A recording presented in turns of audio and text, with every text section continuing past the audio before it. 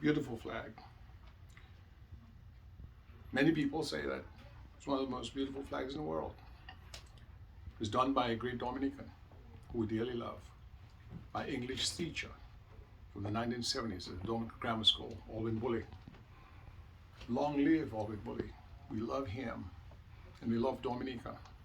See, Roosevelt Skerrit doesn't understand that you cannot pay for patriotism.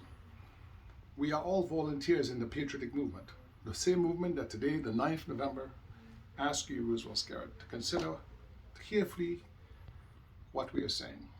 You need to resign. Take your riches and go. Go to Dubai and the other fancy places that you wine and dine your friends. But do not stay in Dominica and create this one-party state on our backs. A few days ago, you called a snap election.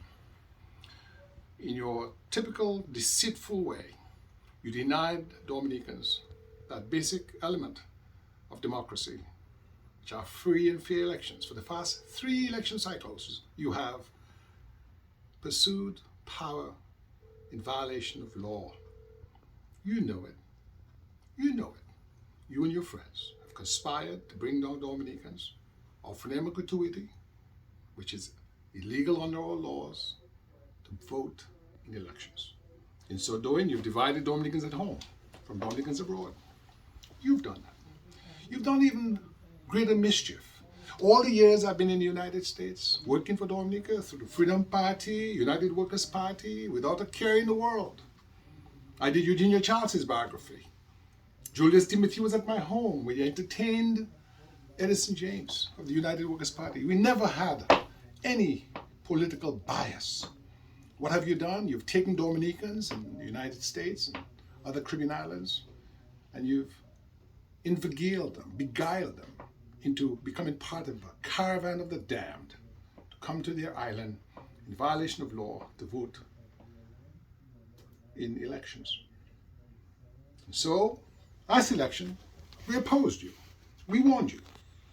Yet, you did the same thing. And shortly after, you said you would engage electoral reform, as the Organization of American States had done in making that request of you, as the Commonwealth of Nations had done in making that request for electoral reform of you, as the Organization of American States had done in making that request that Dominica have electoral reform. And so you hired one Sir Dennis Barron, paid him a handsome retainer on behalf of the people of Dominica. And we waited and we waited and we waited. We thought that Barron had died or something like that. Some mishap may have befallen him. He disappeared. It turns out the gentleman was working towards the completion of his mission.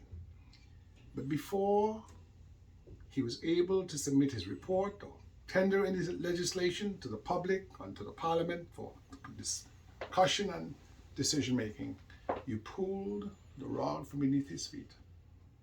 You deny Dominicans, once again, electoral reform. What are you afraid of? Well, we know that you have acted illegally in the past. We know about your French passport that never got to be in court. We know about your statement, no law or constitution can stop you from doing what you want to do. You're a one-man government. You're a one-man band. You're running now in Dominica, supposedly a democratic country, a one-party state. Dominica is now a godforsaken one-party dictatorship. You run things. Those are not my words. Those are your words. Skerrit? When I spoke to Mr. Barron today, he said he was shocked that after sending his letter, he heard on the news that you had called elections. Why did you treat him that way?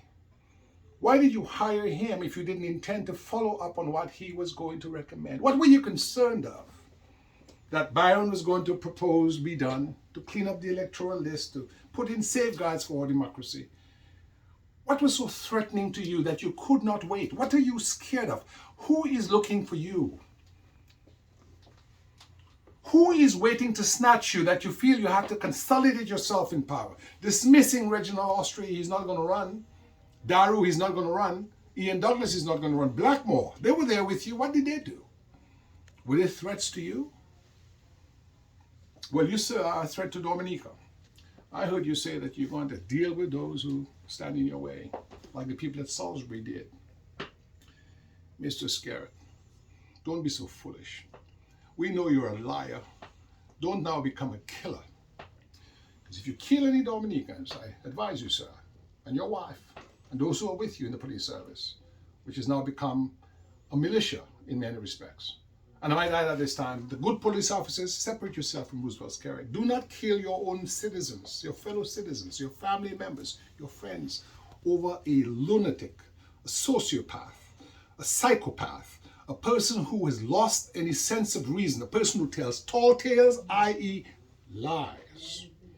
He lied about the electoral reform and so many other things. Sir, the time has come. Roosevelt Skerrit, resign. Resign. You want to go to Dubai or the other places you go to wine and dine with all your riches, go. Leave Dominicans to rebuild the fractured families, the divided communities, the churches bought and sold, the pastors bought and sold, the candidates bought and sold. Leave us to fix Dominica. We're all Dominicans. Labor rights, UWPites, Freedomites can work together as we used to in the past. Dominica has never been more bitterly divided because of you. You are trying to turn Dominicans into selfish, criminal cannibals, tearing at each other's flesh. And we're saying that we intend to stop you. And we shall stop you. You are the Goliath. You have all the money. You have all the weapons. You have the police service.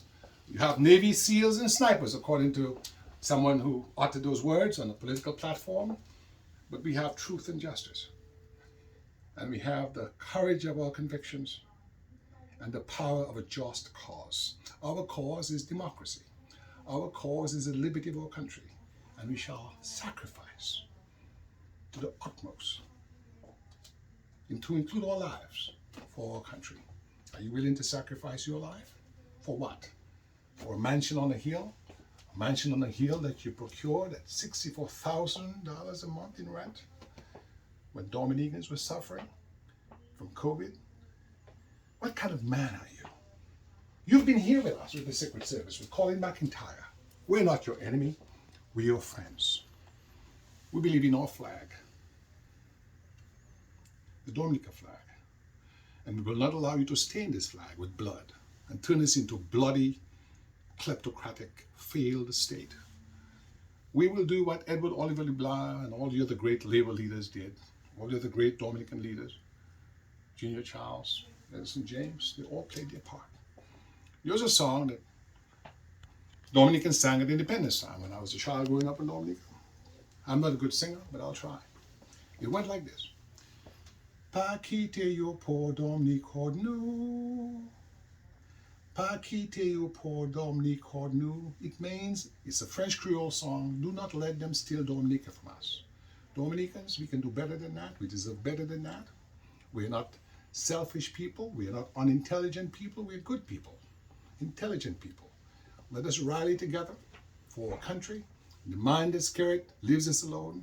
The midst office, let's have a government of national unity, boycott the sham elections, implement electoral reform, and we can have new elections. And that government must be inclusive of all Dominicans, from all political parties, because we're not here with any bias. Our roots were in the Labour Party, but that party was destroyed by selfishness and greed. And so, Roosevelt Skerrit, your time is up.